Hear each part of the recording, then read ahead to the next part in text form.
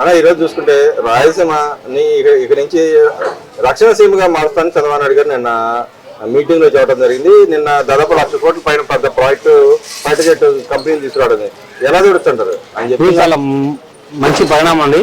ఒక ఆంధ్రప్రదేశ్ రాష్ట్రానికి దేశానికి రక్షణ, మన ఆంధ్రప్రదేశ్కి ఒక రక్షణ సీమగా అది మారుతుంది.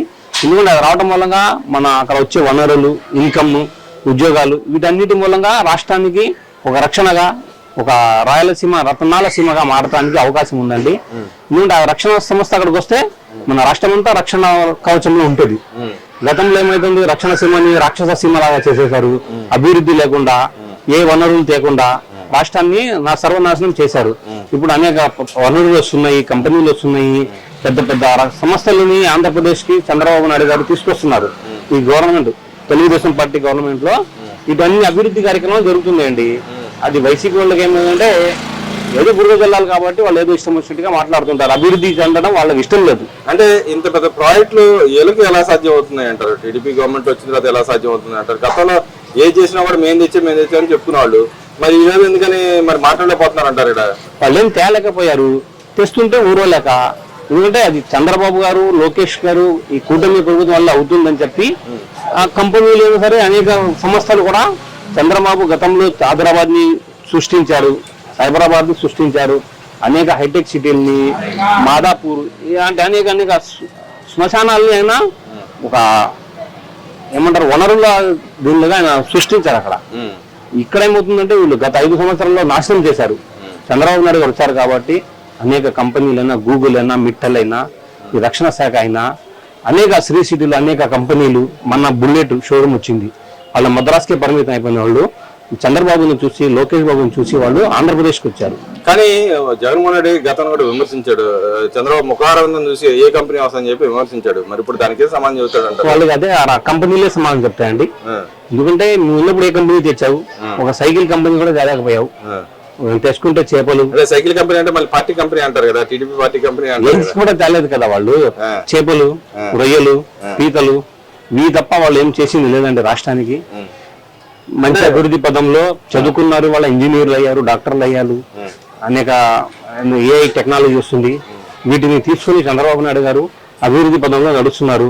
అతనికి ఒకటే రాష్ట్ర అభివృద్ధి చెందాలి, రాష్ట్రంలో ఉన్న ప్రజలు దేశంలోనే అత్యున్నత స్థానానికి ఎదగాలని చెప్పి నారా చంద్రబాబు నాయుడు గారు, నారా లోకేష్ గారు, అలాగే మన పవన్ కళ్యాణ్ గారు కృషి చేస్తున్నారు. ఈ కృషిని రాష్ట్ర ప్రజలు సహకరించాలని మేమైతే కోరుకుంటున్నాం. అంటే ఇక్కడ మనం చూసుకుంటే ఇంకో మాట కూడా మాట్లాడుతూ ఉన్నారు వాళ్ళు. రాయలసీమని ఎండగడతా ఉన్నారు, లిఫ్ట్ ఇరిగేషన్ ప్రాజెక్ట్ ఏ ప్రాజెక్ట్ కడతలేదు, రాయలసీమని ఎండగడతా అన్నప్పుడు మరి ఇలాంటి ప్రాజెక్టులు తీసుకురావడానికి గల కారణం ఏంటంటారు? మనట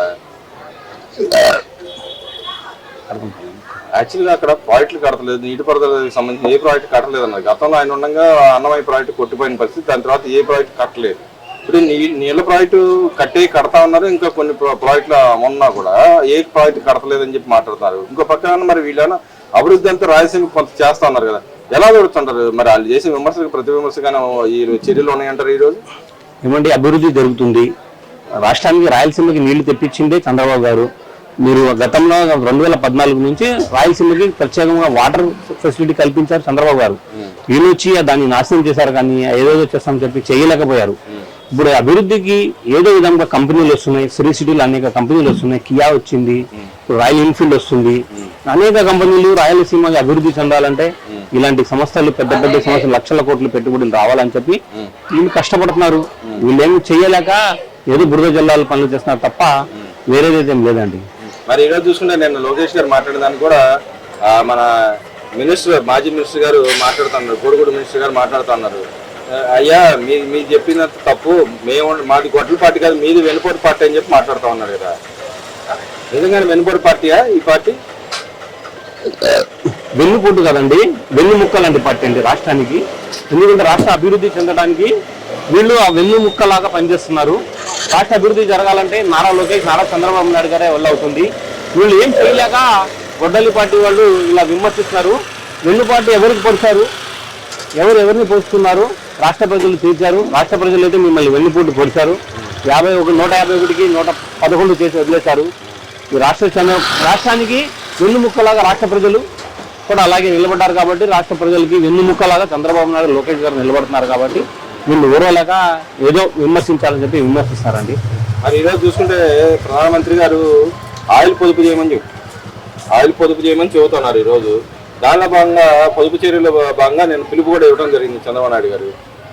దాన్ని కూడా వైసీపీ నాయకులు విమర్శిస్తున్నారు. ఇటు లోకేష్ గారు నీ కొడుకే మీరు చెప్పిన ఒక గంటకి మళ్ళీ ఫ్లైట్ వేసుకొని పరిగెత్తారు ఆయన అనంతపురానికి అని చెప్పి మాట్లాడుతున్నారు.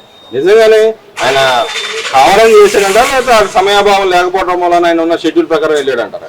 అది సమయభావము, షెడ్యూలు. ఎందుకంటే కంపెనీలు వస్తున్నాయి, పెద్ద పెద్ద బ్రిగేడ్స్ వచ్చి వాళ్ళు వెయిట్ చేస్తుంటారు. ఆ సమయం వాళ్ళని వెయిట్ చేయకూడదు. రాష్ట్ర అభివృద్ధి చెందాలంటే కొన్ని అవసరాలకి వాడాలి తప్పదండి. వీళ్ళలాగా రాష్ట్ర ప్రభుత్వ సొమ్మంతా లండన్ తిరగడానికి వాడలేదండి. వీళ్ళ సొంత ఖర్చులకి, సొంత వ్యాపారాలకి, సొంత పిల్లం బిడ్డల్ని తీసుకొని తిరగలేదండి. వీళ్ళు ఏమైనా సరే ఫ్యామిలీస్ ఎక్కడ తిరిగినా సొంత ఖర్చులు తిరుగుతారు. రాష్ట్ర అభివృద్ధి కోసం దేనికైనా వీళ్ళు సిద్ధమవుతారండి. ఏంటంటే మోడీ గారు ప్రకటించారు, ఇంధనం ఆదా చేయండి, ఇంధనం కొరత ఉంది, మనం ఆపుకుంటే ప్రజలు కూడా బాటలో నడుస్తారు. మనం చేసే పని ప్రజలకు చెప్పే ముందు మనం చేయాలి. మనం ఇంధనం ఖర్చు తగ్గించుకుంటే ప్రజలు తగ్గించుకుంటారు. వీళ్ళు ఏంటంటే కారులో తిరగాలి, రేపు మమ్మల్ని విమర్శిస్తారు, మేము తిరగలేకపోతున్నాము, సైకిళ్లలో నడుచుకుని మేము ప్రజా సమస్యలు వెళ్ళలేము కాబట్టి వీళ్ళు కార్లలో, హెలికాప్టర్లో, ఫ్లైట్లో తిరగాలి, మేము తిరగలేము, ఇలాంటి పరిస్థితులు వస్తాయని చెప్పి వాళ్ళు భయపడి లోకేష్ మీద విమర్శిస్తారండి. లోకేష్ గారు వేస్ట్ వృధా ఖర్చులు అయితే చెయ్యరు. ఎన్నడూ కూడా ఆయన మీద చాలా విమర్శ చేశారు. విదేశాలు పోయినా, అక్కడ క్రికెట్ పోయినా దాన్ని కూడా విమర్శించిన పరిస్థితి, ఆయన దాన్ని కౌంటర్ ఇచ్చిన పరిస్థితి. మరి ఈ రోజు కూడా ఎందుకంటారు అక్కసు దేనికంటారు? ఏం లేదండి, అసూయ అండి. అభివృద్ధి చేస్తున్నారు, రాష్ట్రానికి మంచి జరుగుతుంది, పేద ప్రజలకు మంచి జరుగుతుంది, రాష్ట్రంలో అనేక ఉద్యోగ అవకాశాలు వస్తున్నాయి. ఎన్ని అవకాశాలు వస్తే రేపు వాళ్ళకి 0 సీట్లు వచ్చేస్తాయని చెప్పి భయపడి సీట్ల కోసం ఎవరైనా చేస్తారంటే వాళ్ళ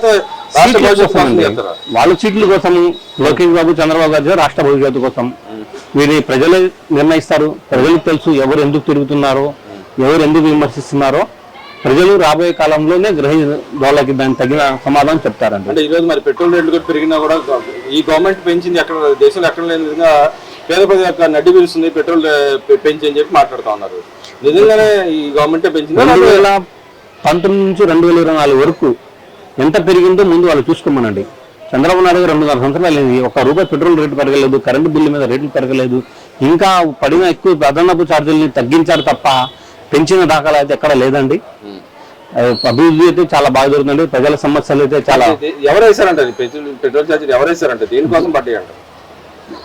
ఇప్పుడైతే అది ఇరాన్ యుద్ధాల మూలంగా కొంచెం దేశం మీద భారం పడింది కాబట్టి పెరిగిందండి. దీనికి రాష్ట్ర ప్రజలు కూడా సహకరించాలని మేమైతే కోరుకుంటున్నామండి. ఎందుకంటే ఇంధనం రేటు పెరిగింది, యుద్ధాలు జరుగుతున్నాయి, మాకు వచ్చే రవాణా ఖర్చులు ఎక్కువైపోయినాయి. దాని మూలంగా ప్రజలు సహకరిస్తున్నారు. ₹1, ₹2 పెరిగినా ప్రజలు భారం పడాలని చెప్పి మేమైతే కోరుకుంటున్నామండి. మరి ఇంకో పక్కన చూసుకుంటే కుల మతాల మధ్య చిచ్చు పెడుతున్న చంద్రబాబు నాయుడు సిద్ధగస్తుడు. ఏదైతే కడపలో జరుగుతుంది వ్యవహారం మొత్తం చంద్రబాబు నాయుడు గారు ఆధ్వర్యంలో నడుస్తుంది అని చెప్పి మాట్లాడుతున్నారు. నిజంగానే చంద్రబాబు నాయుడు గారు చేయించారంటారు లేకపోతే అక్కడ? చంద్రబాబు నాయుడు గారికి అయితే మత కలహాలు, మత పిచ్చిలో చంద్రబాబు గారు లేరండి. ఓన్లీ ఆయనకి పిచ్చి ఒకటే, రాష్ట్ర అభివృద్ధి పిచ్చి ఆయన తప్ప మతాల మధ్యలో గొడవ పెట్టడము, ప్రాంతాల మధ్యలో గొడవ పెట్టడము అండి, నియోజకవర్గాల్లో గొడవలు పెట్టి ఆయన లబ్ధి పొందే వ్యక్తి అయితే చంద్రబాబు నాయుడు గారు కాదండి. వైసీపీ వాళ్ళకి ఏంటంటే మొదటి నుంచి వాళ్ళ తండ్రి నుంచి రాజశేఖర రెడ్డి గారి నుంచి మతాలలో గొడవలు పెట్టించడము.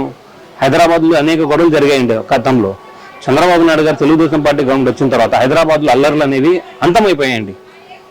ఈ రోజు కూడా హైదరాబాద్లో అల్లర్లు లేవండి. మీరు గత చంద్రబాబు టీడీపీ తెలుగుదేశం పార్టీ అభివృద్ధి వచ్చిన కాడ నుంచి ఈ రోజు వరకు మీకు హైదరాబాద్లో గొడవలు లేవండి. అంతకు ముందు గొడవలు వచ్చాయి. హైదరాబాద్లో అల్లర్లు, కర్ఫ్యూలు, రాస్తారోకోలు జరిగాయి. చంద్రబాబు నాయుడు గారు పరిపాలన వచ్చిన తర్వాత అల్లర్లు, గొడవలు అన్నింటినీ అంతం చేశారండి.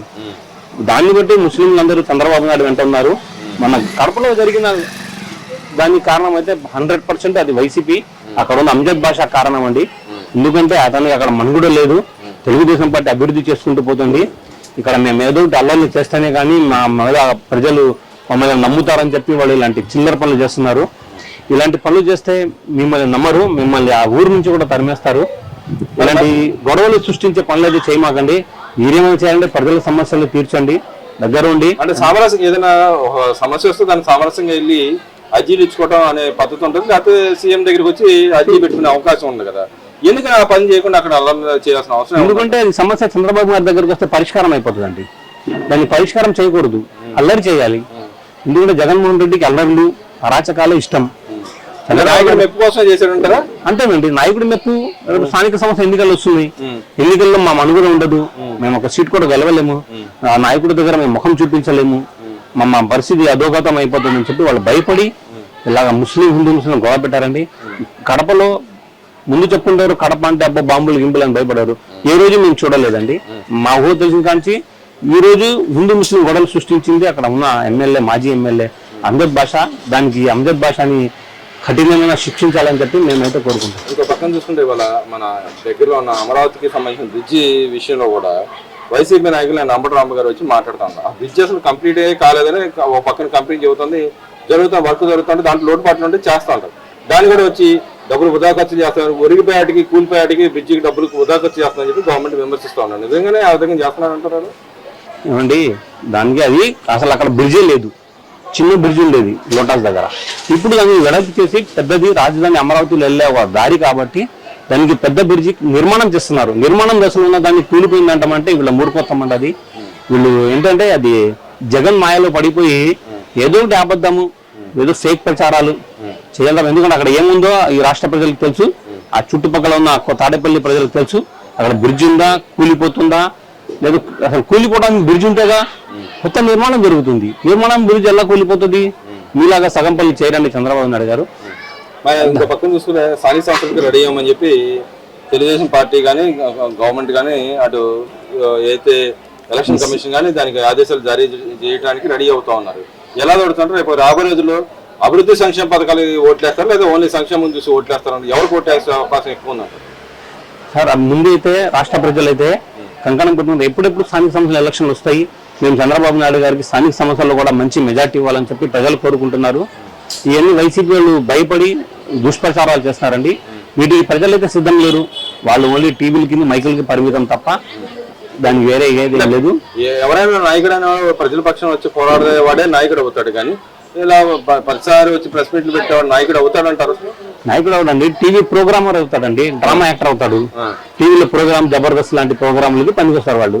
ఏదో రోజు వీక్లీ ఒకసారి జబర్దస్త్ చూసుకుంటుంటారు, అట్లాగే వీళ్ళు వీక్లీ ఒకసారి టీవీలో కనపడి ప్రజల మీద అబద్ధం చెప్పి మళ్ళీ కనపడి వెళ్ళిపోతుంటారు.